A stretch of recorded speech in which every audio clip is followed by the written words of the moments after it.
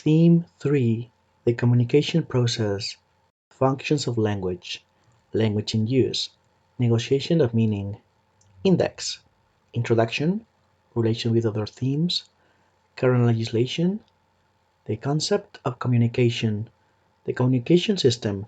Jacobson's model. Language and other forms of communication. Functions of language. Language in use. The negotiation of meaning. Conclusion applicable to language teaching. Relevant bibliography.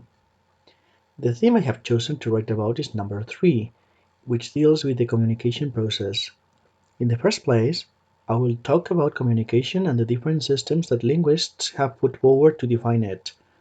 I will then deal with Jacobson's ideas on the functions of language before talking about how language is actually used to communicate.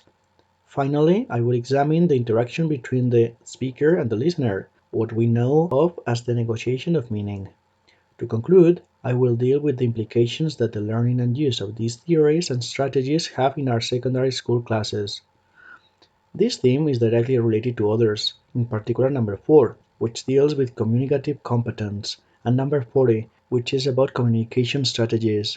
The improved new organic law of education, the LOMLOE, came into force in 2021 and has now been introduced in secondary education. The law deals comprehensively with the most suitable type of methodology to be implemented in our secondary school classes.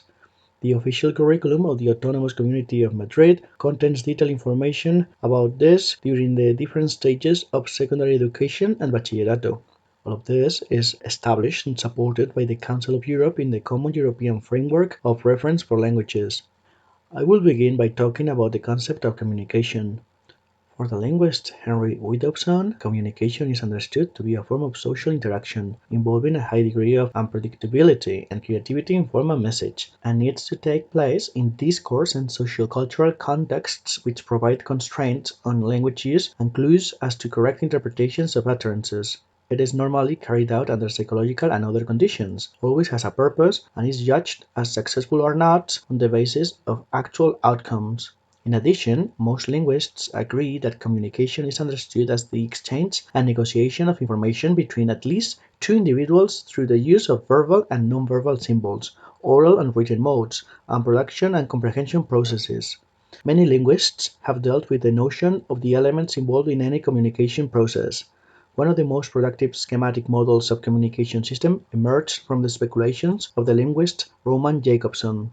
The simplicity of his model, its clarity, and its surface generality proved attractive to many students of communication. In Jacobson's view, the communication process contains 6 elements. The source or addresser sends a message to the receiver or addressee. In order for it to be operative, this message requires a context referred to, either verbal or capable of being verbalized. There is a code which is fully or partially common to the addresser and addressee, and finally a contact, which is a physical channel between the addresser and the addressee. When we think about communication process, we usually think about language. However, language is just one means of communication. All the definitions given above refer to the exchange of meanings between individuals through a common system of symbols, but not only by using linguistic symbols. This takes us to semiotics, a field which investigates the structure of all possible sign systems and which deals with human communication in all its modes: sound, sight, touch, smell, and taste. I will now talk about these senses in more detail. The structured use of the auditory vocal channel results in the primary manifestation of language, speech. However, non-linguistic uses of the vocal tract are also possible if we think of things like coughing, snoring, or whistling. The visual mode is used for a variety of purposes, some linguistic and some not. The primary way in which visual effects have linguistic use is in the various sign languages used by deaf people. We also have other things like traffic lights and Morse code. Tactile communication has a very limited linguistic function, apart from the use of the Braille alphabet. Its main uses are non-linguistic, in the form of the various ways in which bodily contact and physical distance may carry a meaning. The communicative use of the visual and tactile mode is often referred to as non-verbal communication or body language. There seems to be a little active role for the olfactory and gustatory modes in human communication, although they do play an important part in our reception of information about the outside world. I will now deal with the functions of language. According to Jacobson, there are 6 different functions, which he based on his own model of communication. First, we have the referential function, used to communicate our ideas or to exchange facts and opinions. The emotive function is when we express our feelings about something. The poetic function refers to the form of the message itself, when this is more important than the content. The conative function is mainly found in commands and orders, when the addressor wants to influence the addressee's behavior or actions. The phatic function is when we use language in social interaction, when we are trying to maintain a comfortable relationship between people. Finally, the metalingual function refers to the code and comprises all kinds of communication which refer directly to the language itself. As far as language in use is concerned, we have to remind ourselves that language is the most frequently used and most highly developed form of human communication that we possess. An act of communication is basically the transmission of information of some kind, a message, from a source to receiver. In the case of language, both source and receiver are human, and the message is transmitted either vocally, that is to say, through the air, or graphically, in other words, by marks on a surface. Language is therefore one form of communication. When speaking about language in use, it is important to bear in mind that someone knowing a language knows more than simply how to understand, speak, read, and write sentences. They also know how sentences are used for communicative effect. They eventually acquire the competence of when to speak, when not to speak, and what to talk about, with whom, when, where, and in what manner. The acquisition of such competence is, naturally, produced by our own social experience, needs, and motives. Once we accept the need to use language as communication, we can no longer think of it in terms of only sentences. Needless to say, it has very important consequences in teaching, as we must consider the nature of discourse and how best to teach it. Instead of wanting our students to achieve grammatical competence or some sort of knowledge of sentences, we should aim at their achieving communicative competence, as language does not occur in stray words or sentences but in connected discourse. For the last part of my theme, I will now examine the interaction between the speaker and the listener, what we know of as the negotiation of meaning. The correct use of a language happens when there exists a form of interaction between the speaker and the listener, when their attention is focused on conveying and receiving authentic messages.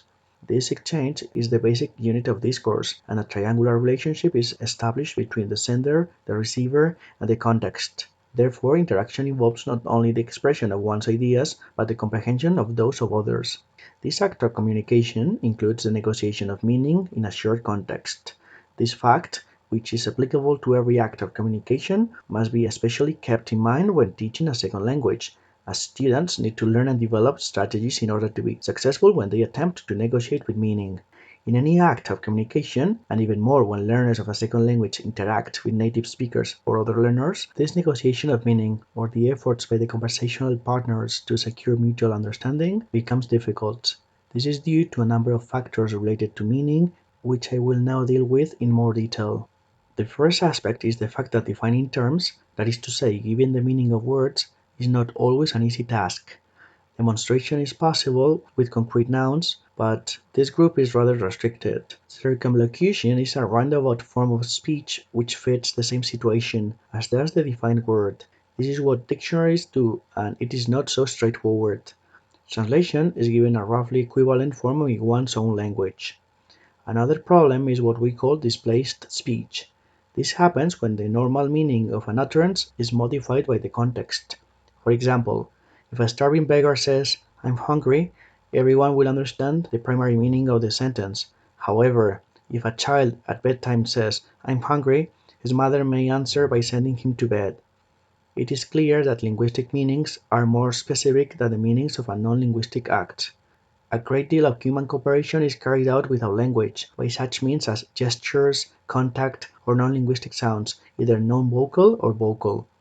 Another set of problems is provoked by synonyms and homonyms.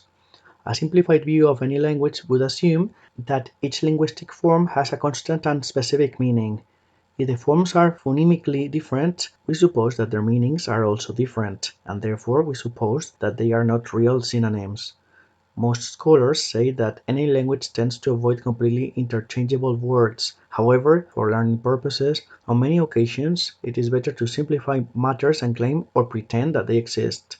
A further important way in which meanings show instability is the presence of connotations. Very often, the meaning of a form for speakers is the result of the situations in which they have heard this form. If they have not heard it many times, or if they have heard it under very unusual circumstances, their use of the form may deviate from the conventional. If any of these problems hinders the act of communication, the negotiation of meaning must develop strategies and tactics. Strategies are conversational devices used to avoid trouble. Examples of things like relinquishing topic control, selecting salient topics, and checking comprehension. Some useful tactics, like topic switching or requests for clarification, are devices for repairing trouble. Other devices, such as using slow pace, repeating utterances, or stressing keywords, can serve as both tactics and strategies. The language learner needs to contribute to the negotiation of meaning, as it is a joint enterprise.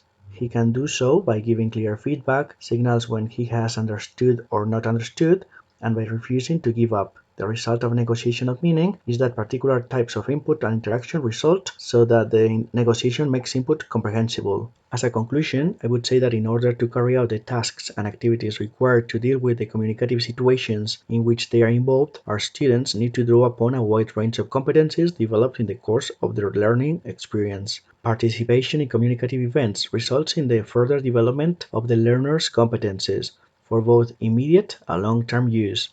It is our responsibility as teachers to ensure that students are given the opportunity to develop all the competencies mentioned in this theme, so that they will be able to use the language appropriately in different situations and contexts. The bibliography I have used for the information in this theme has basically been the Common European Framework of Reference for Languages, produced by the Council of Europe, and the Communicative Approach and its Application by Henry Widowson. I hope you agree with me that my theme has covered all the necessary points and that it has demonstrated the importance of dealing with the development of our students' knowledge and understanding of the communication process and communication strategies in our secondary school classes, using up-to-date methodological principles, something which can only be of benefit to our students.